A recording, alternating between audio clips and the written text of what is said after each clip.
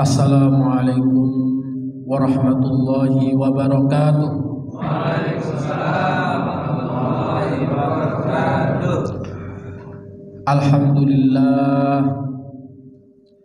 Alhamdulillahi rabbil alamin. Wassalatu wassalamu ala rasulillahi Muhammadin sallallahu alaihi wasallam wa ala alihi wa man tabi'ahum bi ihsanin ila yaumiddin. Amma ba'du.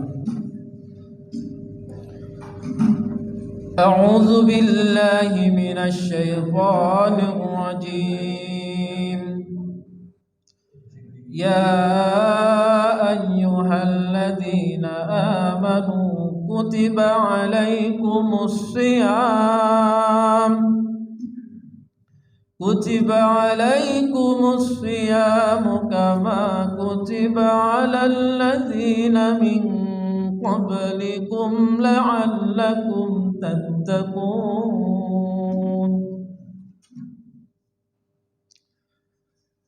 Jamaah rahimani wa rahimakumullah. Malam ini adalah malam yang ke-19, yang mana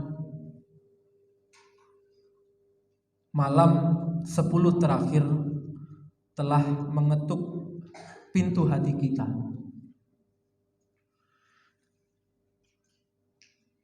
Yang mana 10 hari terakhir bagi hamba yang beriman dan hamba yang berfastabiqul khairat, tentu ini menjadi spesial. Karena ketika kita berfastabiqul khairat, artinya kita berlomba. Bukankah kita sering menyaksikan lomba? Mungkin beri saja contoh maraton. Ketika perputaran 1 dan 2, ya larinya biasa saja. Tapi beda ketika putaran yang terakhir. Semua peserta lomba menundukkan badannya sedikit untuk meningkatkan kecepatan. Dan begitu juga ketika kita menonton MotoGP atau F1. Pada lap pertama, kedua masih standar. Namun beda ketika lap terakhir. Setiap pembalap menginjak gasnya secara maksimal demi memperoleh kemenangan dalam perlombaan. Jamaah rahimani wa rahimakumullah. Disinilah kita diuji. Apakah kita benar-benar berfastabiqul khairat, ataukah kita memasuki Ramadan hanya ikut-ikutan?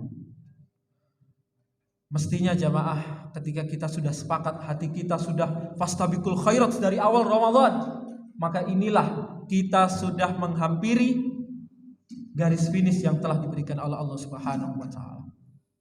Semoga kita semua, khususnya yang berkorban menerjang hujan hingga masjid, diberikan keistiqomahan oleh Allah Subhanahu wa taala, khususnya mendapatkan Lailatul Qadar. Amin ya rabbal alamin. Malam ini saya diberi amanah berupa tema yang gampang-gampang susah, ya. Adil dalam Islam, memaknai adil dalam Islam. Singkatnya, adil itu adlun diddu zulmun. Adil itu lawannya kezaliman. Ya, kalau kita ingat Covid kemarin ada yang korupsi bansos, ya. Itu contoh kezaliman dan ketidakadilan. Kemudian apa pengertian dasarnya? Ya, kata para ulama, adil, ya. Banyak pengertian para ulama, saya simpulkan saja, saya singkat. Adil itu menempatkan sesuatu pada tempatnya. Dan di mana kalau kita menempatkan sesuatu tidak pada tempatnya, itu keluar dari keadilan dan masuk pada kezaliman. Misal sekarang banyak LGBT ya. Cowok ya kok bermesraan dengan cowok. Nah, ini kan bukan pada tempatnya. Ini tidak termasuk keadilan dalam diri sendiri, tapi ini adalah termasuk kezaliman pada diri sendiri. Dan banyak contoh yang tidak mungkin saya berikan satu persatu, namun singkatnya keadilan itu apapun yang tidak pada tempatnya, maka itu sebuah ketidakadilan dan itu masuk pada kezaliman. Adil lawannya zalim, zalim lawannya adil. Kalau sudah adil, insya Allah tidak zalim. Kalau sudah zalim, sudah pasti tidak adil. Dan adil dalam Islam itu macam-macam. Ya, paling dekat ya adil pada diri sendiri. Dulu Rasulullah SAW itu pernah didatangi 3 pemuda yang penuh semangat, penuh dengan kekhusyuan. Yang pertama itu minta untuk tidak makan, tidak minum, maunya puasa ya. Kalau panjenengan kan mungkin 30 Ramadan beres ya. 30 kali Ramadan. 30 hari Ramadan, mohon maaf. Nah, ini ada pemuda ya minta full setahun penuh itu puasa. Dan pemuda kedua itu minta tidak nikah ya. Kalau bapak-bapak pasti menolak ini ya. Minta tidak nikah karena menikah menurut dia itu mengganggu ibadahnya. Kemudian yang ketiga terakhir itu apa? Tidak mau. Nah, tidak mau tidur. Tidurnya ya 1 jam, 2 jam gitu. Sisanya maunya sholat terus ya. Kemudian apa kata Rasulullah SAW? Beliau menjawab, siapapun yang tidak mengikuti sunnahku maka bukan dari golonganku. Dan di sini hikmahnya adalah dia tidak menempatkan as-sunnah ya, atau ajaran Rasulullah SAW pada tempatnya. Akhirnya dia menzalimi diri sendiri. Kalau di Nurul Islam saya tidak temukan pemuda-pemuda seperti itu. Mintanya nikah ya, mintanya buka puasa ya. Nah, kemudian ini adalah adil terhadap diri sendiri. Ya, panjenengan sudah bisa menalar ya bagaimana adil terhadap diri sendiri. Rasulullah juga mengatakan, saya juga makan, saya juga menikah, ya, saya juga tidur. Kemudian yang kedua, adil sebagai pasangan. Ya. Adil sebagai pasangan itu ada 3. Yang pertama, adil terhadap istri-istri. Tapi di sini kayaknya tidak ada pelaku ya. Tidak ada pelaku. Jadi tidak saya bahas. Kalaupun saya bahas, yang belakang pasti cemberut itu ya. Tahu tuh ya. Ya, tidak usah dibahas ya. Kemudian yang kedua, sebagai pasangan itu adil terhadap istri. Ya, jangan kira adil itu hanya milik pelaku ta'addud. Yang suami satu itu juga harus adil. Ya. Sekali lagi, yang beristri satu itu juga harus adil. Menempatkan apapun itu pada tempatnya. Ngopi sampai jam 12. Istrinya tidak pernah didengarkan keluhannya. Nah, itu sudah menempatkan waktu malam bukan pada tempatnya. Rasulullah SAW masuk rumah habis isya itu bukan tidur, mendengarkan curhatan istrinya. Nah, itu menempatkan yang dicontohkan oleh Rasulullah SAW. Kemudian yang ketiga, keadilan itu bukan hanya milik suami, entah beristri satu, entah beristri lebih dari satu. Istri terhadap suami juga seperti itu. Ya, ngapunten ibu-ibu ya, berhias di luar rumah. Kalau di rumah gimana? Dasteran loh, saya jawab ya. Saksi ini valid ya? Valid. Nah, naudzubillahi min dzalik. Tapi kalau saya percaya ibu-ibu Nurul Islam ini semua pegiat penuntut ilmu ya, hal-hal seperti ini sudah khatam ya. Tidak mungkin itu berhias di luar rumah, berhias hanya di rumah. Nah, ini menempatkan berhias bukan pada tempatnya itu sudah tidak adil menurut Al-Islam, dan itu jelas menzalimi suami dan orang lain. Nah, tapi ini tidak akan jadi bahasan fokus pada malam hari ini. Yang ketiga, itu adil dalam bermasyarakat dan dalam lingkaran pemerintahan ya. Jelas panjenengan sudah paham ya, para pejabat yang menyalahgunakan jabatannya itu termasuk kezaliman pada orang banyak, dan itu jariahnya luar biasa. Tapi sekali lagi saya tidak masuk di sini karena waktunya luar biasa ya. Bab imarah itu panjang banget. Bab as-siyasah politik itu sangat panjang. Saya bahas yang ringan-ringan saja, apalagi habis buka puasa ya. Mikir sing antep-antep ya angel. Nah, adil yang sering kita lupakan adalah adil kita sebagai orang tua. Adil sebagai orang tua. Nah, ini ada suatu kisah, yakni sahabat Nu'man bin Bashir yang mempunyai anak lebih dari satu. Kemudian ya salah satu anaknya ini nyuweneng no ati ya. Napa bahasa Indonesia itu? Pripun? Membahagiakan orang tuanya, santun, cara wong bawar niku kalau ngomong sama orang tua itu bosong ya. Kemudian sholatnya ajek, posone ajek ya. Atau tadi disebutkan sudah bisa dikatakan qurrata a'yun, dipandang itu nikmat ya anak itu. Kemudian Nu'man bin Bashir ini ingin memberikan hadiah yang tidak sedikit. Kemudian bilang istrinya, "Wahai istriku, aku mau menghadiahkan, kalau mungkin ya anak sekarang suka dikasih iPhone katakan atau dibelikan motor gitu ya."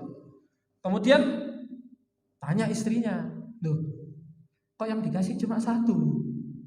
Yang lain?" Kemudian Nu'man mengatakan, "Ya, aku hanya ingin memberikan salah satu anakku." Kemudian istri marah ya, ini istri solihah, marah pada kebenaran ya, bukan sedikit-sedikit marah gitu ya. Itu termasuk tidak adil juga ya. Yang benar adalah marah pada tempatnya. Nah, ini ketidakadilan, istri wajib marah ya, wajib tidak setuju karena ini adalah ketidakadilan. Kemudian mohon maaf wahai suamiku ya, dengan bahasa yang santun, aku tidak mau bersaksi atas pemberianmu ini. Kalau kamu mau tetap memberi, silahkan minta ya, minta pengakuan, minta peradilan dari Rasulullah Shallallahu Alaihi Wasallam. Kemudian akhirnya berdua ke sana menemui Rasulullah Shallallahu Alaihi Wasallam, dan ini riwayatnya lebih dari satu ya. Saya gampangkan aja, saya bikin story aja ya. Beliau mengadukan, "Wahai Rasulullah, begini yang terjadi tadi." Kemudian Rasulullah Shallallahu Alaihi Wasallam singkat cerita, "Aku tidak mau menjadi saksi atas pemberianmu." Loh, kenapa ya Rasulullah? Kemudian beliau nanya lagi, "Apakah engkau ingin anakmu itu berbakti semua kepadamu? Enggak hanya satu." Ya jelas, orang tua ingin semua berbakti. "Iya wahai Rasulullah, aku kepingin semua itu berbakti, tidak hanya satu ini tadi." Lah terus kenapa ya kok yang dikasih itu cuma satu? Ya kasih semua. Kemudian singkat cerita, beliau mengatakan bahwa contoh seperti ini adalah sebuah kezaliman. Pilihkah kasih. Jamaah rahimani wa rahimakumullah. Ini adalah suatu potret ya, yang alhamdulillah ketidakadilan itu diluruskan oleh Rasulullah SAW, dan pasti ini ada hikmahnya agar kita tidak berlaku hal yang sama. Dan mohon maaf, adil itu tidak hanya untuk pemberian duniawi jamaah ya. Termasuk ya, mohon maaf, mungkin ada di sini, semoga tidak. Jenengan punya anak 4. Punya anak 4 loh ya, bukan istri 4 loh ya. Anak 4. Kemudian yang satu ini Masya Allah ya, belum azan sudah di masjid. Orang tuanya 1 juz sehari, dia 2 juz ya. Kira-kira kemudian ketika melihat yang anak ketiga lainnya ini ya, kok doa blok kata-kata, muokong jam 10 belum pulang ya. Kira-kira ketika panjenengan sholat tahajud atau Lailatul Qadar besok, yang didoakan itu yang mana? Yang nakal apa yang baik? Yang nakal, ada yang mana? Yang baik ya. Yang mana yang benar? Yang benar adalah didoakan semua. Tapi mohon maaf, ada kasus ini ya, ada yang mendoakan yang baik aja ya, itu yang jelas salah. Tapi ada juga yang mendoakan tuh lebih fokus ke yang nakal, yang nggak benar. Nah ini benar nggak? Belum tentu. Karena kenapa? Mohon maaf, ketika yang baik ini kemudian kok tidak didoakan orang tua, adakah yang bisa jamin dia itu husnul khotimah? Tidak ada. Maka ketika nggak ada yang jamin dia itu husnul khotimah, yang si baik ini, maka kita sebagai orang tua mendoakan keduanya. Yang baik didoakan husnul khotimah, yang kurang baik didoakan agar segera taubat, dan ujung-ujungnya juga husnul khotimah. Intinya semuanya, hatta hingga dalam hal yang gaib, ya, itu juga harus adil, jamaah rahimani wa rahimakumullah. Bukan pilih kasih dalam berdoa. Jamaah rahimani wa rahimakumullah, ketika kita berbicara contoh-contoh, ya, itu sangat banyak, ya. Apalagi kira-kira barangkali Bapak mau memberi masukan bentuk ketidakadilan orang tua. Biasanya ini juga terjadi dalam hibah. Hibah pemberian, ya. Hibah itu bukan warisan. Kalau warisan wajib 21. Tapi kalau hibah, ya, itu pemberian, upayakan agar kita terhindar dari sifat kezaliman. Kalau itu memang hibah, ini misal punya tanah 3 meter, ya mohon maaf, 300 meter, ya. 300 meter, nah punya anak 3, mentang-mentang ada anak laki-laki disamakan dengan hukum waris. Nah ini kurang tepat. Selama itu bukan waris, maka hendaknya semua itu sama rata. Kecuali kalau waris memang wajib mengikuti yang ditentukan oleh Rasulullah SAW. Nah, kemudian yang terakhir, saya ingin memberi warning, ya, memberi lampu merah, lampu kuning, ya. Karena Allah Subhanahu wa taala itu juga mengatakan bahwa dirinya adalah zat yang paling adil. Ya. Dan mohon maaf, ini perkara tauhid, ya. Ini perkara tauhid. Jangan terlalu memakai nalar ketika menilai sifat Allah Subhanahu wa taala. Misal, Ar-Rahmanu 'alal 'arsy istawa. Allah bersemayam di atas arsy. Ya. Ini ada yang mendebat, bersemayamnya seperti apa? Nah, itu kan offset, ya, cara bal-balan gitu offset. Nah, kalau offside itu biasanya timbul kerancuan-kerancuan terhadap sifat Allah Subhanahu wa taala. Nah, yang benar bagaimana? Allah taala alam, menurut saya yang benar adalah ya kita yakini sesuai kata Allah itu apa. Allah bersemayam, sudah. Allah di atas arsy. Allah Maha mendengar, kita juga sebagai manusia juga mendengar. Nah, apakah mendengarnya kita dengan Allah itu sama? Ya berbeda. Mendengarnya kita ya kita, mendengarnya Allah ya sudah dikembalikan kepada hakikatnya. Tidak boleh kita mempertanyakan hakikat sifat Allah Subhanahu wa taala. Itu terjadi ketika Imam Malik itu ditanya, Allah di mana? Ya. Ada yang mendebat, ini itu. Kemudian beliau menegaskan, ya, wajib hukumnya meyakini Allah itu di atas arsy, ya. Dan menanyakan bagaimana di atas arsy-nya, bagaimana bersemayamnya, dan itu adalah termasuk bid'ah, sesuatu yang baru, karena sahabat tidak pernah mempersoalkan itu. Begitu juga ketika kita menilai keadilannya Allah, ya kita semampu kita nalar kita sebagai manusia saja. Kalau baik ya masuk surga, kalau nggak baik ya masuk neraka. Sudah sampai situ. Kita tidak perlu menalar hakikat terlalu dalam. Ya, itu adalah termasuk adil dalam ilmu, dalam bertauhid. Karena ketika kita memakai akal kita untuk menalar hakikat terlalu dalam, nah itu biasanya timbul kerancuan berpikir. Hadza wallahu a'lam. Semoga kita semua dihindarkan dari sifat-sifat kezaliman dan kita didekatkan dengan sifat-sifat keadilan kepada siapapun, kepada diri sendiri, kepada pasangan kita, kepada anak kita, kepada karyawan kita, bawahan kita, teman kantor kita, kepada mungkin yang Bapak RT, rakyatnya.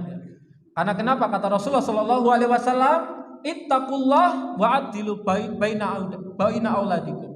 Bertakwalah kepada Allah Subhanahu wa taala dan bersikap adillah kepada anak-anakmu. Ya. Ini saja yang bisa saya sampaikan. Nasrun minallah wa fathun qarib. Fastabiqul khairat. Marilah di akhir Ramadan ini kita mengerahkan semua kemampuan yang kita miliki hingga kita khususnya mendapatkan malam Lailatul Qadar. Assalamualaikum warahmatullahi wabarakatuh.